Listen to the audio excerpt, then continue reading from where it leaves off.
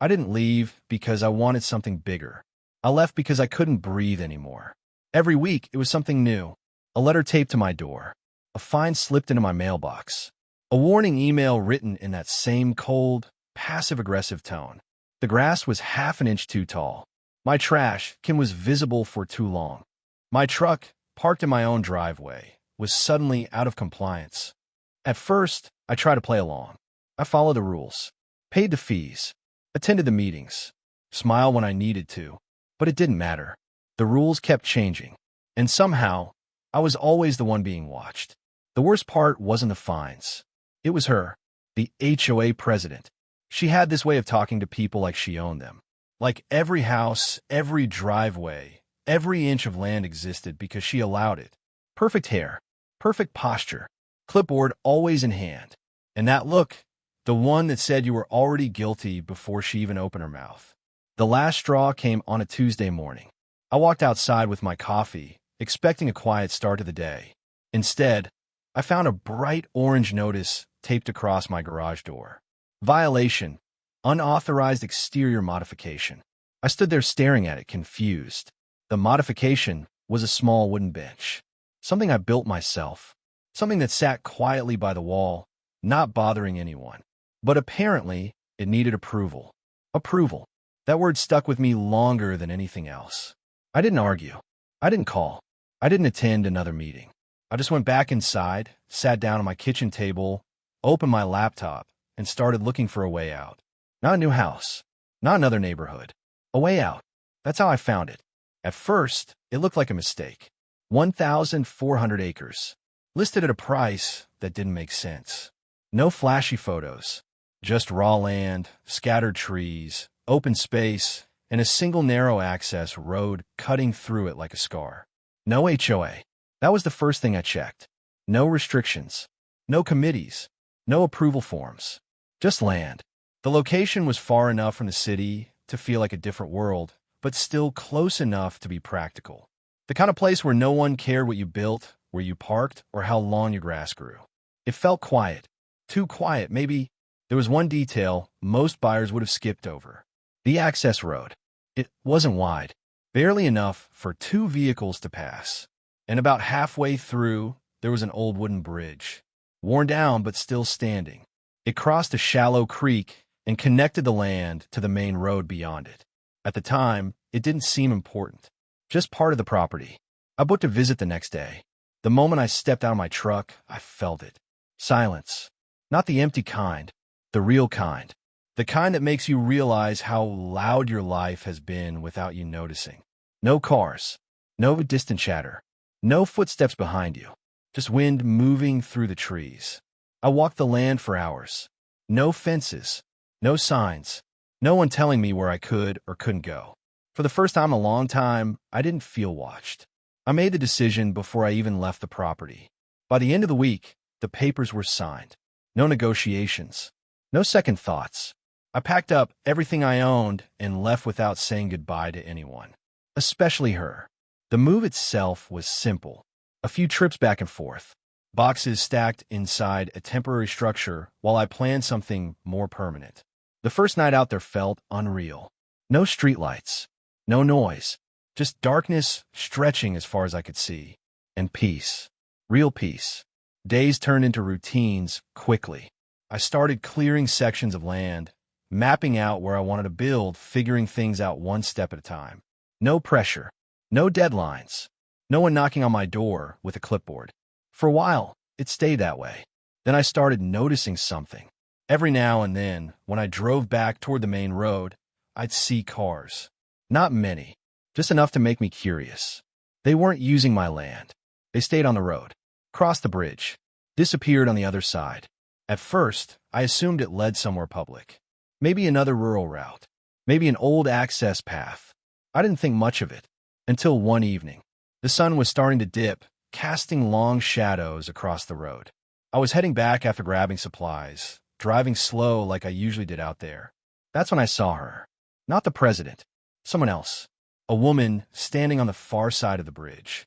She wasn't moving, just standing there, watching. As I got closer, she turned slightly, like she didn't want to be obvious about it. But I could feel it. That same feeling I thought I left behind.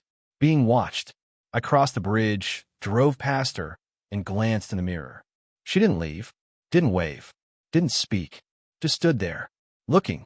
That night, for the first time since I moved, the silence felt different. Not peaceful, heavy, like something was waiting. And I had the strange feeling that buying this land wasn't the end of my problems.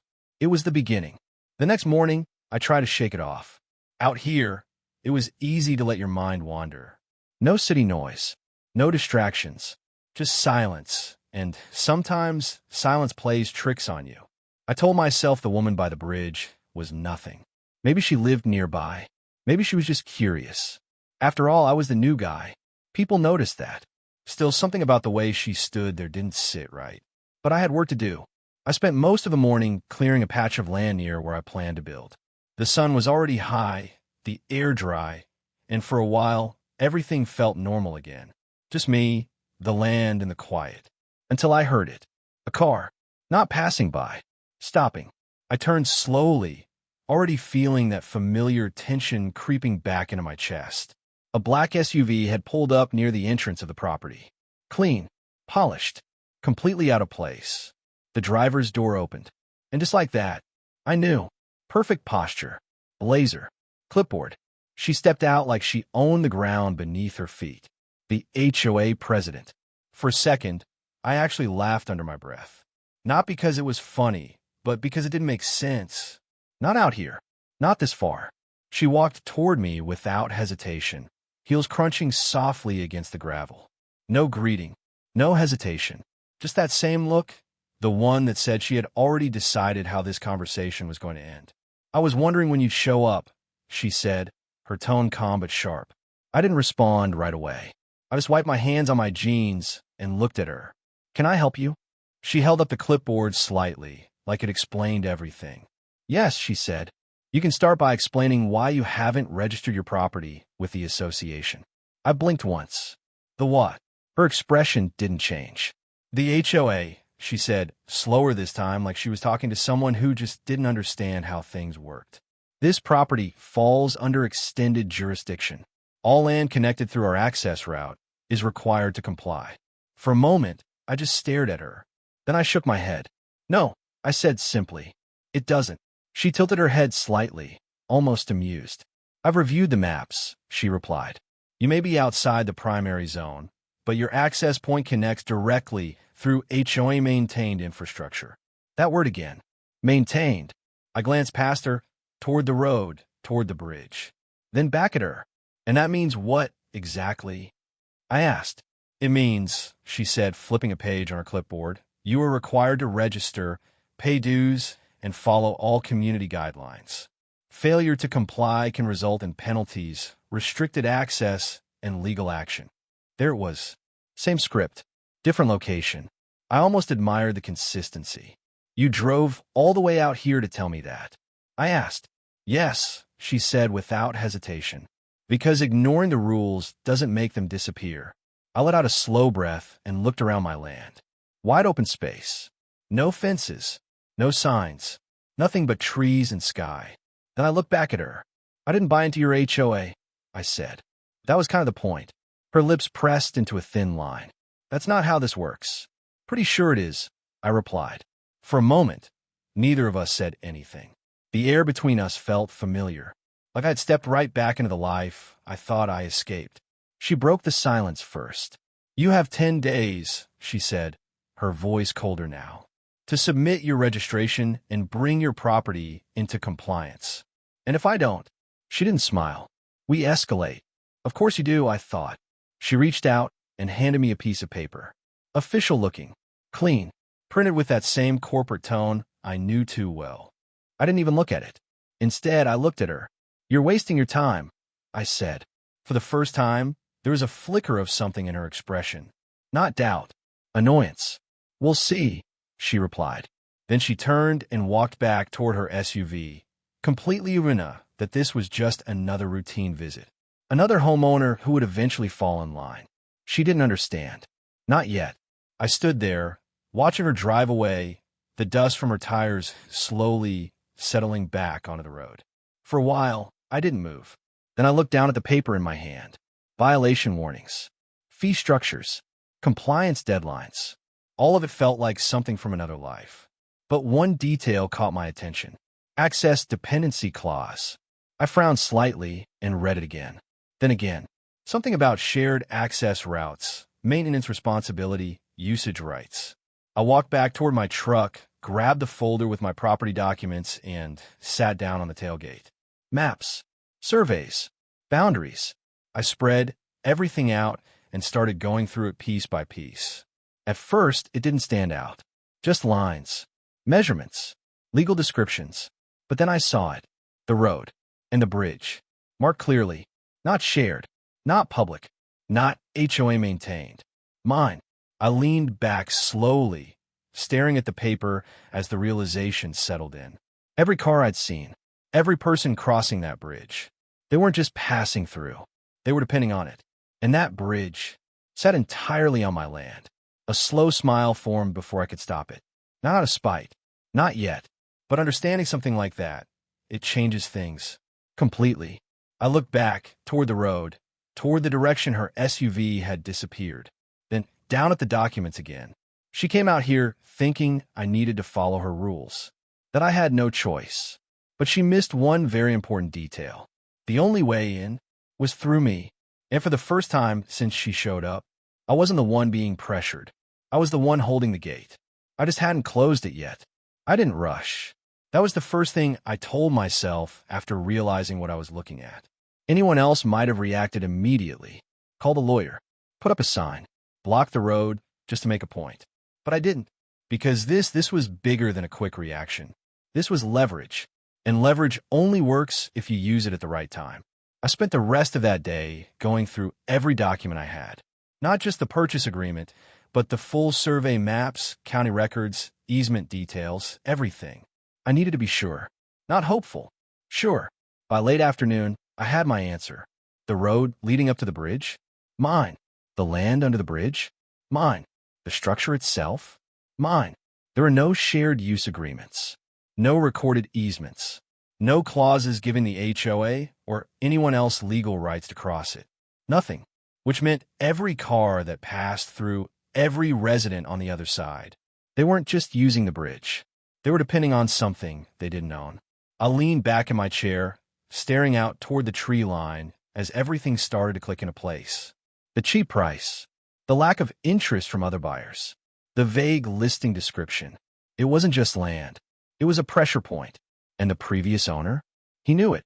I pulled up the old listing again and went through it more carefully this time. Buried in the description, almost easy to miss, was a single line. Access route crosses private structure. That was it. No explanation. No warning. Just enough to say it without drawing attention to it. I couldn't help but wonder how many people saw that and kept scrolling.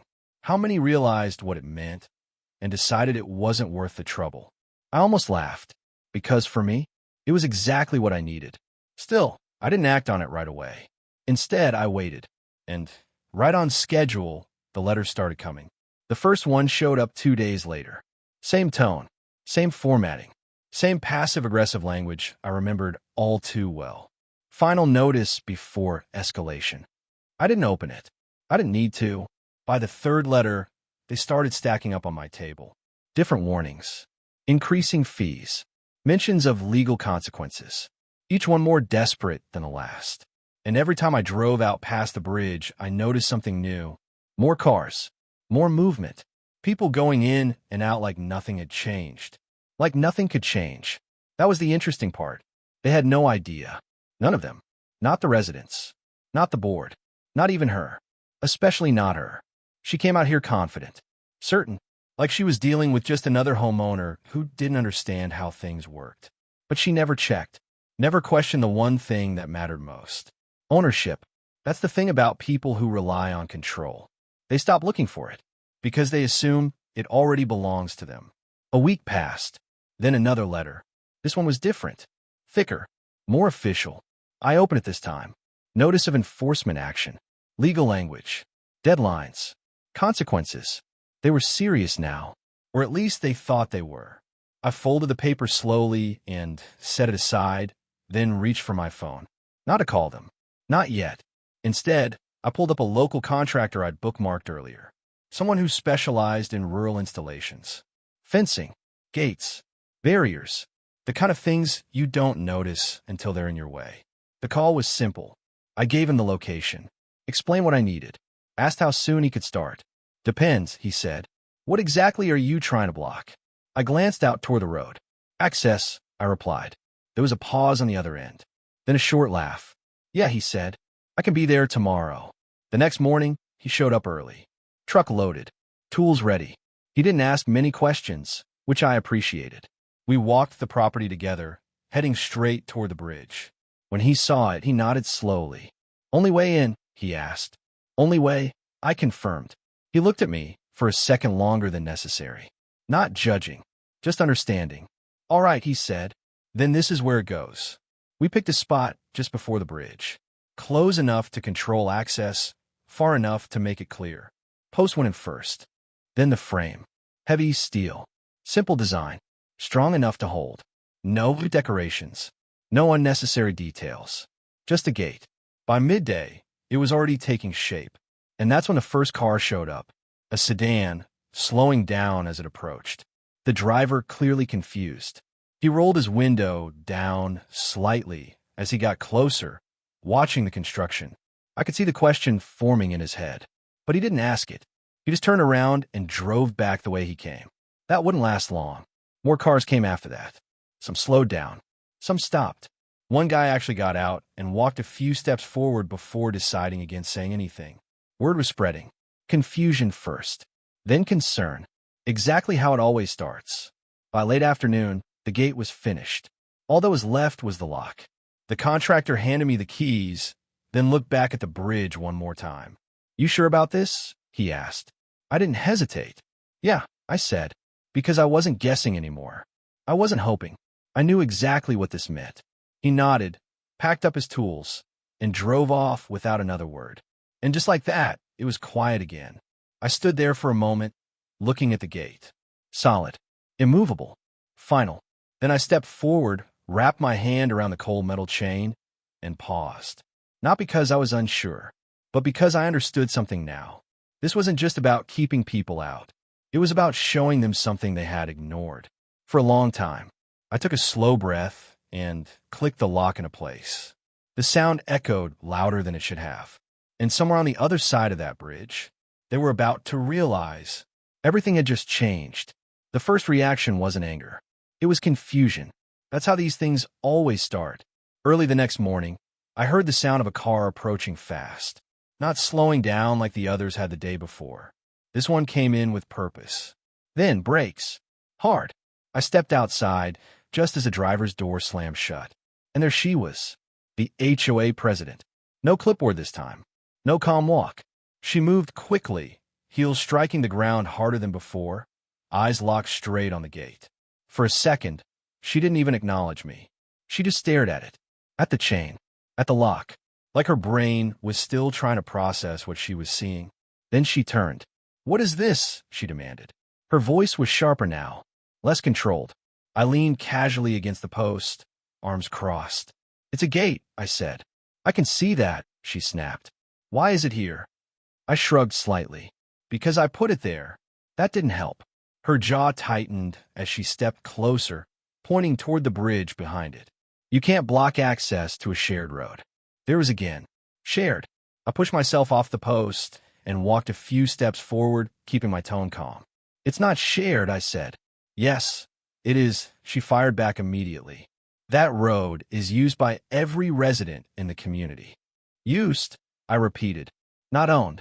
For a brief moment, something flickered in her eyes. Not understanding. Not yet. But the first crack in certainty. She recovered quickly. That doesn't matter, she said, her voice rising slightly. This is the established access route for the entire neighborhood. You can't just shut it down. I reached into my pocket and pulled out a folded set of papers. Then I handed them to her.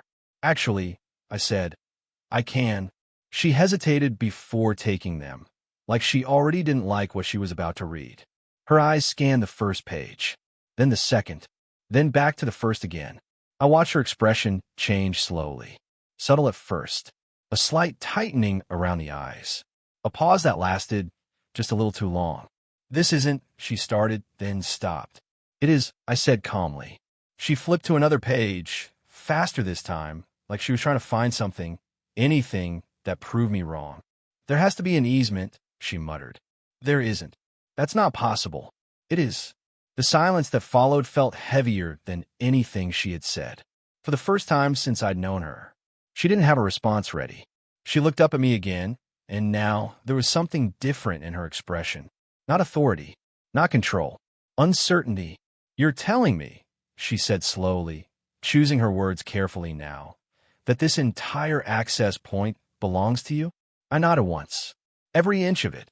She turned slightly, looking past the gate, across the bridge, toward the direction of the neighborhood, then back at the papers, then at me. I could see the realization hitting her in real time. Every rule she tried to enforce, every demand she'd made, all of it depended on something she didn't own, something she couldn't control. And for someone like her, that was a problem. "This isn't over," she said finally, but the edge in her voice had changed. Less sharp, more strained. "It doesn't have to be anything," I replied. She ignored that. "You're interfering with community access," she continued. "There are legal protections against this." "Then you should definitely look into that," I said. Her lips pressed together again, but this time she didn't argue, because she didn't know if she could. Not anymore. A car pulled up behind her, slowing as it approached the gate. Then another. Within minutes, a small line started forming. Residents. People trying to get in or out. Some rolled down their windows, clearly confused. Others just stared, waiting, watching. The president glanced back at them, then at me again. "This is going to cause serious problems," she said, her voice lower now. I nodded slightly. "Probably. You need to open this gate." I didn't move. "You need to ask," I replied. That hit her harder than anything else. Not because it was aggressive, but because it was true. For the first time, the roles had shifted. Completely. She wasn't the one giving orders anymore. She was the one standing on the wrong side of them. "I'm not asking," she said, trying to regain some control. "Then I'm not opening it." Another silence. Longer this time. Behind her, one of the drivers stepped out of his car. "What's going on?" he called out. She didn't answer him, didn't even turn around, because she knew the moment she explained it, everything would change. Not just for me, for her, for the entire neighborhood. She looked back at me one last time. "This is a mistake," she said quietly. I shook my head. "No," I replied. "It's just something you didn't check." For a second, I thought she might say something else. Argue, threaten, push harder. But she didn't. Instead, she turned, walked back to her SUV, and got in without another word. The engine started. The line of cars slowly shifted as she backed up and drove away. One by one, the others followed. Confused, frustrated, uncertain. And just like that, the noise faded again.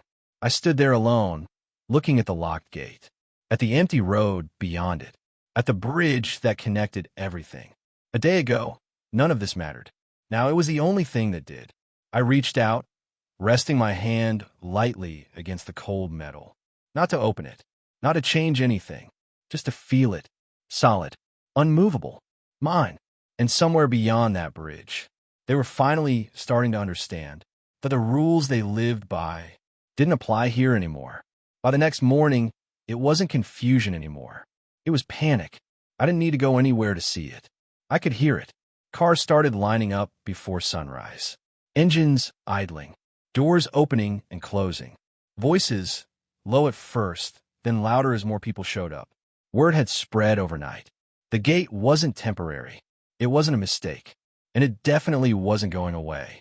I stepped outside just as the line began forming again. Different faces this time. Some frustrated, some just tired. A few looked genuinely worried. That was new. One man got out of his truck and walked up to the gate, stopping a few feet away like he wasn't sure how close he was allowed to get. "Hey," he called out, trying to sound calm. "What's going on here?" I didn't answer right away. Not to ignore him, but because I wanted him to say it again. People tend to reveal more when they're unsure. "I've got to get to work," he added. "This road's the only way out." I nodded once. "I know." He blinked, thrown off by how simple the response was. "Okay, So are you going to open it? Not right now. That didn't go over well. What do you mean not right now? He said, his voice tightening. We live back there. I know that too. A few more people stepped out of their cars, gathering slowly behind him. Not aggressive, just looking for answers. And for the first time, they weren't looking at the HOA president. They were looking at me. That shift was subtle, but important. Look, the man said, lowering his voice slightly. If this is about some kind of dispute, that's fine. But you can't block access like this. There are families back there. Kids. People need to get in and out. I studied his expression for a second. He wasn't wrong. That was the interesting part. None of them were wrong. They just didn't know the full picture. I'm not blocking anything that isn't mine, I said calmly. That answer didn't satisfy anyone. Murmurs spread through the small group, confusion mixing with frustration. One woman crossed her arms. This is ridiculous, she said. Where's the HOA? They're supposed to handle stuff like this. I almost smiled at that. Right on cue. A black SUV appeared at the end of the road, moving faster than it should have. She was back. But this time, she wasn't alone. Two more vehicles followed behind her. Board members. You could tell by the way they stepped out, slightly less confident, but still carrying that same assumption of authority. They walked up together, forming a loose line in front of the gate. The president didn't waste time.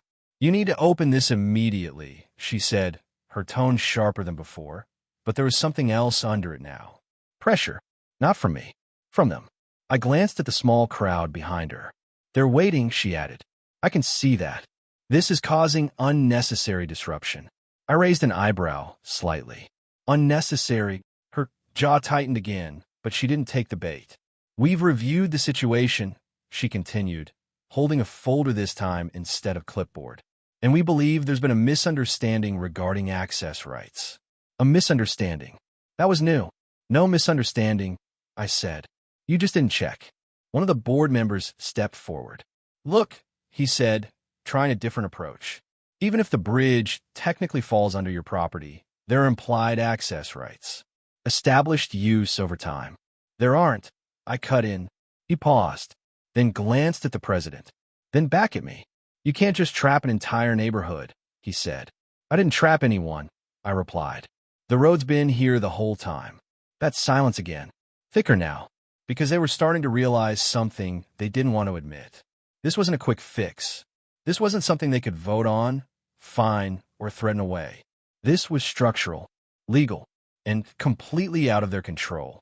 Behind them, the residents were getting restless. What's going on? Someone called out. Are they fixing it or not? I have to be somewhere in 20 minutes. The pressure was building, and it wasn't on me. The president turned slightly, trying to maintain composure in front of everyone. We're handling it, she said firmly. Then she turned back to me, lowering her voice. This isn't the way to resolve this. I met her gaze. You started it, I said. That landed. Harder than I expected. Because it wasn't just about the gate anymore. It was about everything before it. The notices. The threats. The assumption that I would fall in line like everyone else. She knew it. And now, so did I. This can still be worked out, she said, but the confidence wasn't fully there anymore. For who? I asked. She didn't answer. Because she didn't have one. A moment passed. Then another. Finally, she stepped back slightly, turning to the board members. They huddled together, speaking in low voices. Urgent. Controlled. But not calm. Whatever plan they had before. It wasn't working. Not anymore. After a minute, she turned back to me. You'll be hearing from our legal team, she said. There it was. The next move. I nodded once. Looking forward to it.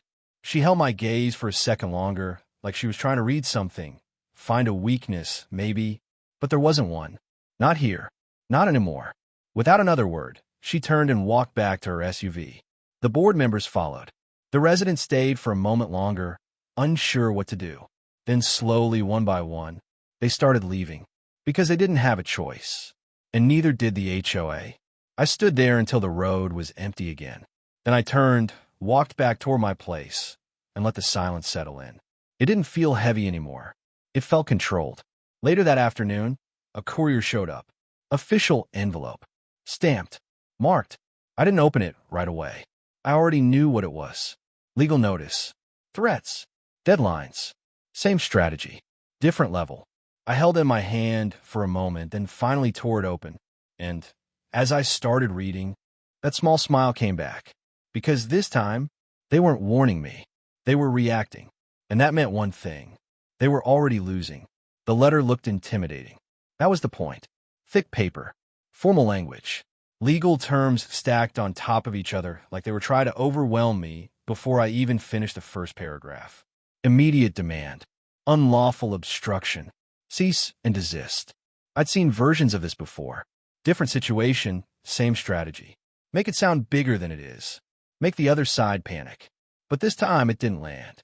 I sat down, read through the entire thing slowly, then read it again. There were threats of fines, mentions of court action, warnings about damages. But one thing was missing. Proof. No documents showing easement rights. No legal claim to the bridge. No actual foundation behind the pressure. Just words. Carefully chosen, professionally written, but still just words. I folded the letter neatly and set it aside. Then I reached for my own documents. The ones that mattered. Survey maps, property lines, recorded deeds. Everything stamped, verified, and filed properly. If they wanted to make this legal, that was fine, because legally, I wasn't the one in trouble. The next morning, I made a few calls. Not aggressive ones. Not threats. Just confirmations. County office. Records department. Even a quick consultation with a property attorney. I didn't need a full case. I just needed clarity. And every answer came back the same. No easement. No shared access rights.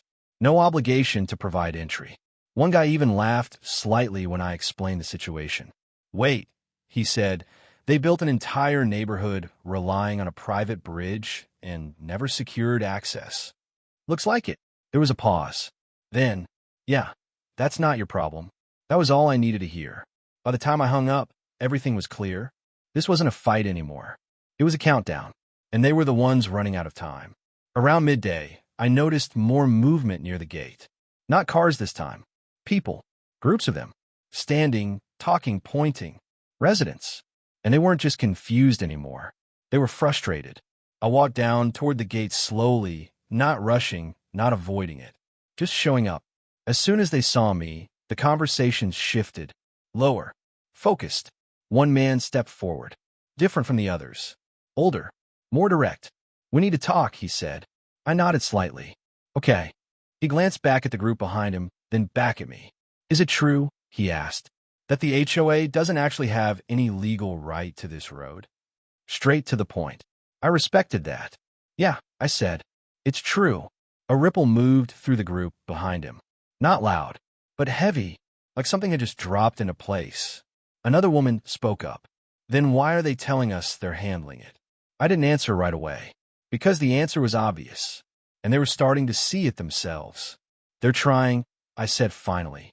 That wasn't the same as succeeding. The man in front of me nodded slowly, like he already understood. So what happens now? He asked. That depends, I replied. On what? I looked past him toward the line of houses in the distance, barely visible beyond the trees. Then back at the group. On them, I said, because it did. This wasn't just about me and the HOA anymore. This was about an entire neighborhood realizing the system they relied on was built on something unstable. And that kind of realization, it spreads fast. Later that day, the HOA president showed up again. But this time, everything about her was different. No fast walk, no raised voice, no immediate demands. She stepped out of her SUV and paused for a moment, looking at the gate like she was seeing it clearly for the first time. Then she walked toward me. Slower, measured. We need to resolve this, she said. Not you need to. We. That word mattered. I didn't respond immediately. I just waited, because now she was the one filling the silence. Our legal team is reviewing options, she continued. But this situation is creating complications. Complications. That was one way to put it. Behind her, I could see a few residents watching from a distance. Not hiding it anymore. Observing. Waiting. You've put us in a difficult position, she added. I almost laughed. But I didn't. Did I? I asked. She didn't answer that. Because she knew the truth. They put themselves here. She shifted slightly, adjusting her stance. "What do you want?" she asked. There it was. Not a demand. A question. I looked at her for a long second. Not because I didn't know, but because I wanted her to understand what asking meant. "I want you to stop," I said. Her expression tightened slightly. "Stop what?" "Everything," I replied. "The notices, the threats, the assumption that you control something you don't." She exhaled slowly, like she was trying to stay composed. "That's not how this works." I tilted my head slightly. "Seems like it is." Another silence. Longer this time. Because now, she didn't have a clear path forward. No authority to fall back on. No rule book that applied here. Just reality. And reality wasn't on her side. "We can't just let this go," she said finally, but sounded weaker now. "Then don't," I replied. That caught her off guard. "Excuse me?" "Do whatever you think you need to do," I said. "Just understand, it won't change anything." Because it wouldn't. Not legally. Not structurally. Not anymore. She looked at me for a moment longer, searching for something. Confidence, doubt, hesitation. But all she found was certainty. And that's what broke it. Not completely. Not yet. But enough. Enough for her to realize. This wasn't her situation to control anymore. Behind her, one of the residents called out, "Are you fixing this or not?" She didn't turn around. Didn't answer. Because she couldn't. Not honestly. And for the first time since I'd known her, she had nothing to say. She just stood there, silent, still, and completely out of moves. That's when I knew. It wasn't a battle anymore. It was over. They just hadn't admitted it yet. The next day, everything changed. Not the gate. Not the road. Not the bridge. Them. You could feel it before anyone even said a word. The tension wasn't sharp anymore. It wasn't aggressive. It had shifted into something quieter, heavier. Acceptance. By mid-morning, a small group gathered near the gate again. But this time, it wasn't random residents showing up confused or frustrated. It was organized. Intentional. The HOA president stood at the front, but she wasn't leading the way anymore. She was standing there because she had to. Behind her were the board members, and behind them, a handful of residents. Watching. Waiting. I walked up slowly, stopping a few feet from the gate. No rush. No urgency. Just control. She spoke first. "We're ready to talk." Not demand. Not argue. Talk. I nodded once. "Okay." There was a brief pause, like she was expecting me to say more. Set terms. Push something forward. But I didn't. Because now, they needed this more than I did. And they knew it. She took a small breath, then continued. "This situation is unsustainable," she said carefully. I didn't react. "We have residents who need consistent access. Emergency services. Deliveries. Daily commuting." "I know," I said, cutting in calmly. She stopped. Adjusted. "This affects more than just the association," she added. I looked past her, toward the people behind. Some avoided eye contact. Others didn't. They weren't looking at me like I was the problem anymore. They were looking at me like I was the solution. That shift? That's when everything changes. "So what are you proposing?" I asked. She hesitated. Not because she didn't have something prepared, but because saying it out loud meant accepting where things stood. "We'd like to establish a formal access agreement," she said. There it was. No more assumptions. No more control. A request. "For the bridge," she added. I figured, I said. One of the board members stepped forward slightly, holding a folder. "We're prepared to document terms," he said. "Usage rights, maintenance responsibilities, liability coverage, everything structured properly." Properly. Now they cared about doing it properly. I almost smiled. And in return, I asked. Another pause. Then she answered, "We'll withdraw all enforcement actions against you." I let that sit for a second, then shook my head slightly. Not enough. That landed. I could see in their faces. Because they knew I was right. This wasn't a negotiation from equal ground. Not anymore. "What do you want?" she asked again, quieter this time. Now we were getting somewhere. I stepped a little closer to the gate, resting my hand lightly against the metal. "No HOA jurisdiction over my land," I said. She nodded quickly. Agreed. Permanently, I added. Yes. No future claims. No reinterpretation of boundaries. No extended authority language. She hesitated for just a fraction of a second, then nodded again. Agreed. I watched her carefully, making sure. Then I continued. Second, I said, you cover all legal and administrative costs related to this situation. One of the board members shifted slightly, clearly not thrilled. But he didn't argue. Okay, she said. Third, I added, a formal written agreement acknowledging that the bridge and access road are private property and that usage is granted by permission. Not right. That one took longer. Not because they didn't understand it, but because they didn't like it. It changed everything. Not just now, but moving forward. It meant they could never pretend again. Never assume. Never control. Agreed, she said finally. Her voice was steady, but lower than before. And then I stopped. Let the silence stretch. Because there was one more thing.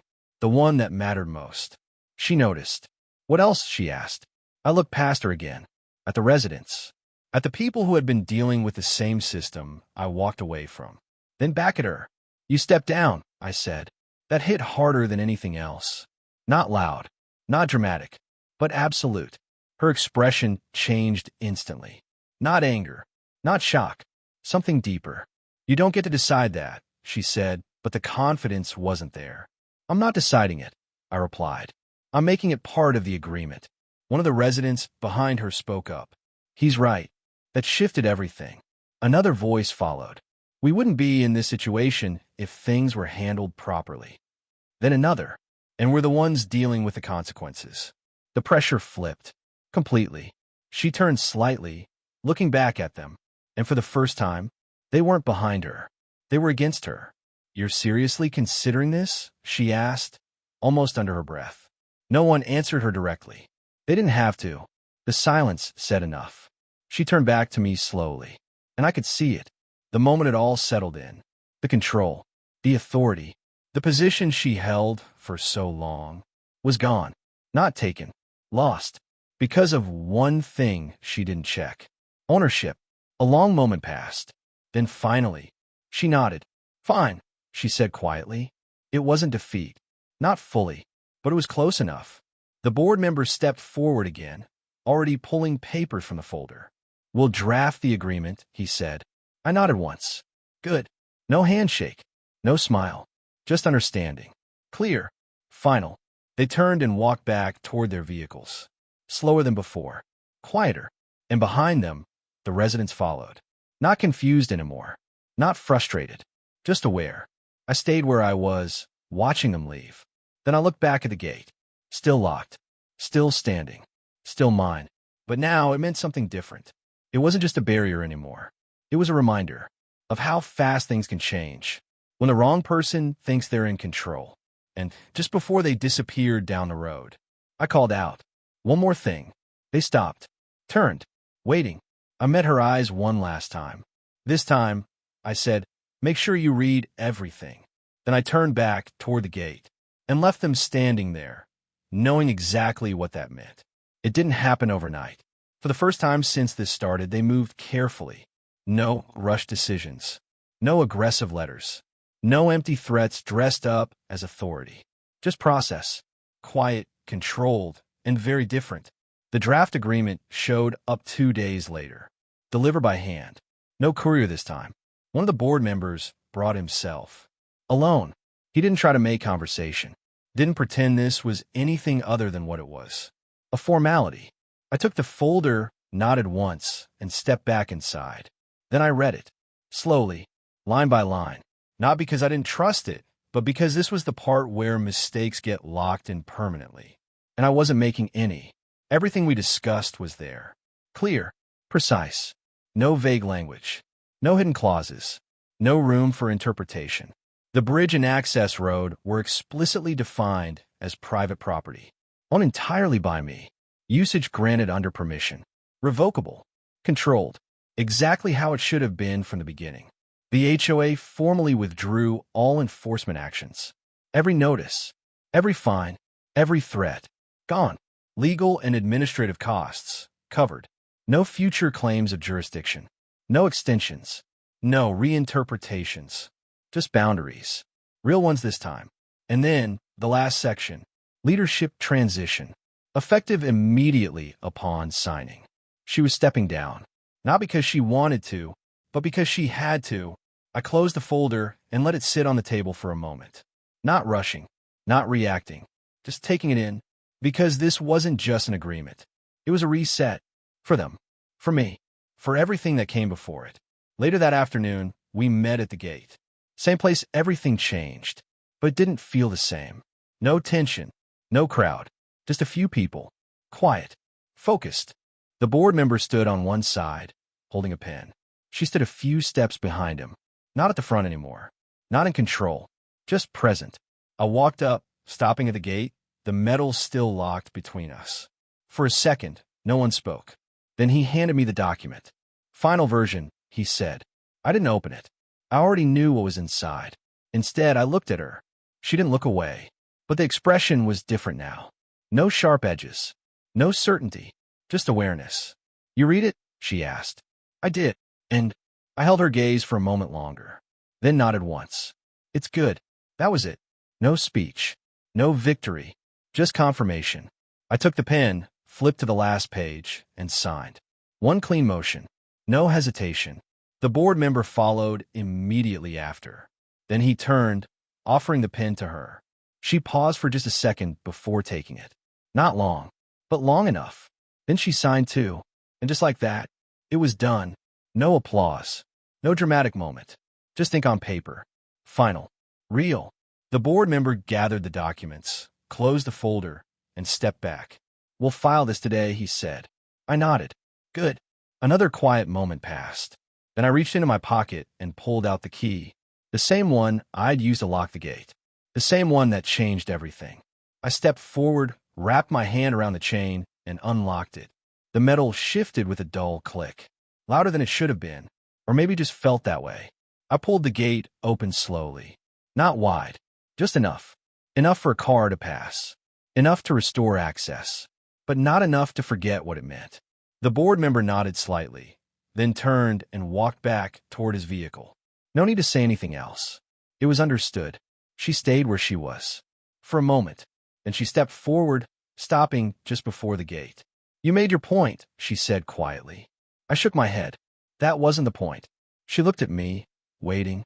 The point, I said, was that control only works when it's real. That sat between us for a second. Then she nodded. Not an agreement, but an understanding. A different kind. One she didn't have before. She turned without another word and walked away. No one stopped her. No one called after her. Because there was nothing left to say. The car started coming through not long after. Slow at first. Cautious. Like they weren't sure if it was actually open. Then faster. Normal again. But not the same. Not really. Because now everyone knew. The road they drove on. The bridge they crossed. It wasn't just part of their routine. It was something they relied on. Something they didn't control. Something they couldn't take for granted anymore.